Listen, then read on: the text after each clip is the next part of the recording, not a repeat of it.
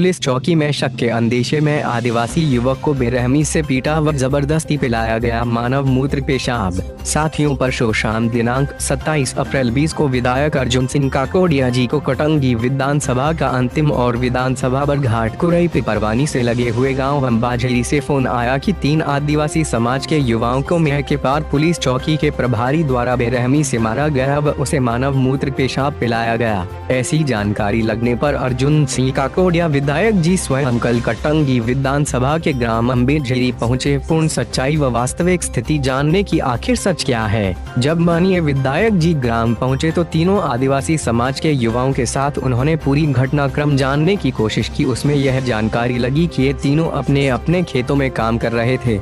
उनके खेतों में काम करने के दौरान मौके पर पुलिस चौकी के सिपाहियों द्वारा यह बोलकर उन्हें ले जाया जाता है कि तुम तीनों का कोरोना का टेस्ट करना है, तो तीनों सादे भोर से मेह के पार पुलिस चौकी चले जाते हैं। वहां पर जाने पर पुलिस उनसे कहती है कि सबसे पहले पूरे कपड़े उतार दो और अंडरवियर में खड़े हो जाओ। वे लोग पूछते हैं कि सर आपने हमें कोरोना की जांच बोलकर यहाँ लाए और अब कपड़े उतरा रहे हैं। उपस्थित चौकी प्रभारी ने बोला कि तुमने गांव के करण मसराम की मोटर चोरी की है, मुझे बताओ कि आखिर मोटर है क्या। तीनों बोलते हैं हमें इसकी कोई जानकारी नहीं है। फिर पुलिस उनके हाथ पैर बांधकर लटकाकर बेरहमी से लगातार 2 से 3 दिनों तक रोज सुबह शाम दोपहर पिटाई करती है, पर ये तीनों बार कहते हैं कि हमने मोटर चोरी नहीं की। इसके बाद गांव के सरपंच, उसके माँ बाप पुलिस चौकी आकर पुलिस से निवेदन करते हैं कि यह तीनों ने आज तक कभी किसी आपराधिक प्रवृत्ति में नहीं रहे और न ही इनका गांव में ऐसा चाल चलन रहा है कि इन्होंने कभी चोरी की हो। अतः महोदय जी इनको छोड़ने का कष्ट करें। उसके बाद टीम में से 2 लोगों को छोड़ दिया जाता है,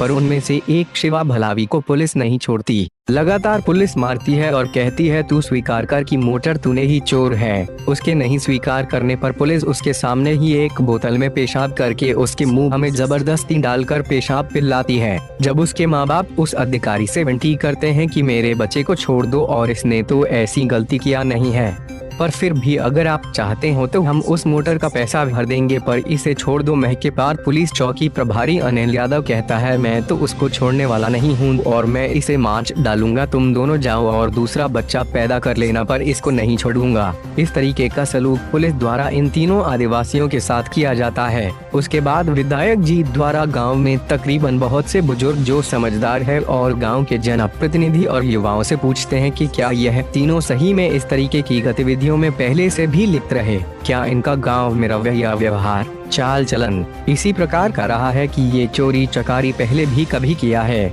गांव के तकरीबन जिस व्यक्ति से भी माननीय विधायक जी द्वारा बात हुई सभी ने बोला कि जानबूझकर मेह के पार पुलिस चौकी प्रभारी द्वारा गांव के ही एक मुखबिर जिसकी प्रवृत्ति दलाली किस्म की है शंकर मसराम, उसके कहने पर उसे फंसाया गया और गांव के प्रत्येक व्यक्ति ने बताया कि शंकर मसराम द्वारा इस पूरे क्षेत्र में पुलिस की मुखबिरी कर लोगों की ट्रैक्टर पकड़वाना, बाइक पकड़वाना और फिर मिलकर दलाली करना यह प्रवृत्ति रही है। पर उसके बावजूद भी मेह के पार पुलिस चौकी प्रभारी द्वारा सिर्फ उसकी बात को माना गया। गाँव के 99% लोगों की बात को प्रभारी द्वारा अमान्य कर दिया गया और उसके साथ बेरहमी और अमानवीय व्यवहार किया गया। ये सभी जानकारी शिवा भलावी द्वारा बाकी 2 उसके साथी जगदीश मरकाम और रामफल मरसाकोले और शिवा के माता पिता गांव के सरपंच और गांव के बड़ी मात्रा में लोगों ने माननीय विधायक जी को इस पूरे घटनाक्रम की जानकारी दी। इस दौरान माननीय विधायक जी के साथ बालाघाट आदिवासी विकास परिषद के सम्मानीय सामाजिक नेतागण, असंगठित कामगार संगठन के प्रदेश अध्यक्ष आशुतोष बिसेन, मध्य प्रदेश यूथ कांग्रेस के प्रदेश महासचिव प्रदेश प्रवक्ता देवेंद्र ठाकुर बरघाट सिवनी, जिले के युवा आदिवासी नेता और युवा कांग्रेस के विधानसभा अध्यक्ष राहुल उइके, आदिवासी युवा नेता अभिमन्यु काकोडिया उपस्थित रहे। माननीय विधायक जी ने वहीं से बालाघाट एसपी सम्मानीय तिवारी जी से चर्चा की और 3 दिनों के अंदर इसकी विस्तृत जांच करके मेह के पार पुलिस चौकी प्रभारी पर कार्रवाई की मांग की और न्याय मिलने न मिलने पर धरना की चेतावनी दी गई। साथ ही कटंगी पहुंचकर पत्रकार वार्ता की व उसके उपरांत कटंगी विधायक कामलाल सहारे जी के निज निवास जाकर इस पूरे घटनाक्रम की जानकारी दी ताकि उन्हें भी पता चले कि विधानसभा में किस तरीके से आदिवासी समाज के भोले भाले लोगों के ऊपर जबरन मामले बनवा कर उनके साथ अमानवीय हरकत की जा रही है और वे भी इस घटना को हर सक्षम पटल पर उठाएं और सभी सक्षम जिम्मेदार दायित्ववान नेतागण उन आदिवासी युवाओं को न्याय दिला सके। वाहिद खान की रिपोर्ट। इस तरीके की घटना तो समाज के साथ, आदिवासी समाज के साथ जब ये मुझे पता चला तो फिर मैं अपना वोट में नहीं सक गया और ये ऐसा ये हुआ। मैं सभी से, मैं गांव के लोगों से मैंने बात की कि भैया इन लोगों को उठा के लेके गया तो सकता ये अपराधी प्रवृत्ति के होंगे। गांव के लोगों से मैंने पूछा, हर आदमी से पूछा, सरपंच से पूछा, तो जिम्मेदार लोग थे उन लोगों से पूछा कि ये लोग क्या पहले इस तरीके का काम किए, कभी इन लोगों का इस किसी भी चोरी में या कोई गलत व्यवहार में कहीं पुलिस में इन लोगों का कहीं रिकॉर्ड है? तो बोले कहीं नहीं, बड़े अच्छे लोग हैं, कहीं से भी कोई ऐसी बात कभी हुई नहीं, हमें खुद भी ताल्लुक होता है। तो ये सबसे ये उनको ये समझ में अभी भी समझ में नहीं आ रहा है कि वो पुलिस अधिकारी ने इस तरीके से व्यवहार किया, ऐसा मारा है उनके साथ उन लोगों ने। ये क्यों मारा, कैसे किया, पेशाब किया? माँ, उनकी माँ रोक के बता रही कि जब वो जाके प्रार्थना की उन्होंने कि साहब बेटे को छोड़ दो, मान लो एक तो किया नहीं है उसने, और अगर किया भी नहीं भी किया है तो भी बताओ मोटर कितनी की, हम उसके पैसे दे देंगे। बोले नहीं, हमको वही मोटर चाहिए, तेरे लड़के को नहीं छोड़ेंगे, उसको मार डालेंगे, तू और दूसरा पैदा कर लेगा। ऐसे नहीं, उसके बाप से बोले तो बच्चे को दूसरा लड़का पैदा कर ले तो इसको हम मार डालेंगे। ये अधिकार दिया जाता है क्या?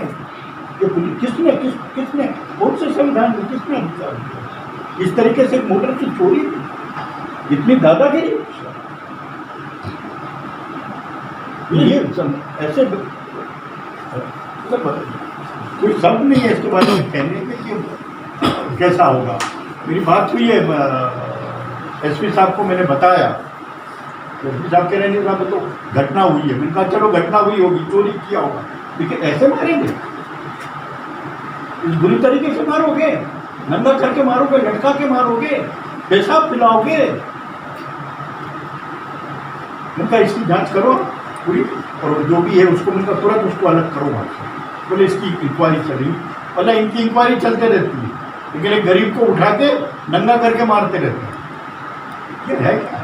घटना 7 दिन हो गई, जांच अभी भी चल रही है। क्या कर रहे हैं ये, मेरे को ये समझ में नहीं आ रहा है। ये हो क्या मतलब ये गरीब का कुछ नहीं है, मतलब उस आदमी का ये लोकतंत्र है यार, लोकतंत्र है। आज भी जो सरकार बनी हुई है कहते हैं जनता की सरकार, कहाँ की जनता की?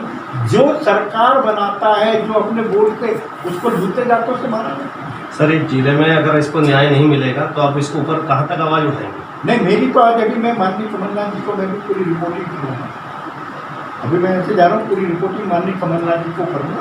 इस तरीके से आदिवासी समाज के साथ में हो रहा, आज ये बेगुनाह लोगों के साथ में ये ठीक है, तुमको सरपंच उद्घाटन करके अब पूछताछ होती है, ये अपनी जगह, लेकिन इस बुरी तरीके से मैंने बोला, मैंने 3 दिन के अंदर आप इसके एसपी को बोला कि ये आप इसको करो 3 दिन के अंदर, और वो उसको अभी इमीडिएट उसको वहाँ से अपनी चौकी से करो।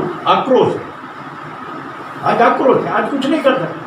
आदमी के ऊपर अत्याचार हो रहा है, आदमी कुछ नहीं कर सकता। एक पुलिस अधिकारी कुछ भी कर सकता, एक पुलिस अधिकारी मार सकता, पीट सकता लेकिन वो जो प्रताड़ित है वो चाहकर भी कुछ नहीं कर सकता। अगर उसने किया तो गुनाह हो गया।